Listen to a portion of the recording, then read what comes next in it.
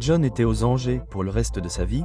Il célébra le 26 septembre comme une fête personnelle qu'il appelait la journée du travail. Pour lui, c'était encore plus important que son propre anniversaire. Même s'il ne s'agissait pas d'une opération de grande envergure, le premier emploi de John lui apprit à traiter avec les fournisseurs, à payer les factures et à voir pour la première fois les rouages d'une véritable entreprise. Un jour, son patron arriva avec un chèque de 4000 $ et le mit dans un coffre-fort. John connaissait la combinaison du coffre-fort. Lorsque son patron fut parti, il l'ouvrit juste pour pouvoir tenir le billet entre ses mains, hypnotisé par la somme qu'il représentait. John rêvait de gagner un jour autant d'argent que ses patrons.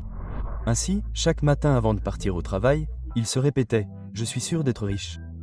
Le dernier jour de 1855, les patrons de John lui versèrent ses 50 $, ce qui signifiait qu'il n'avait gagné qu'un peu plus de 50 $ par jour. Ce n'était pas beaucoup, mais comme il avait fait du si bon travail, ses patrons augmentèrent son salaire à 300 $ par an, soit l'équivalent d'environ 11 000 $ d'aujourd'hui.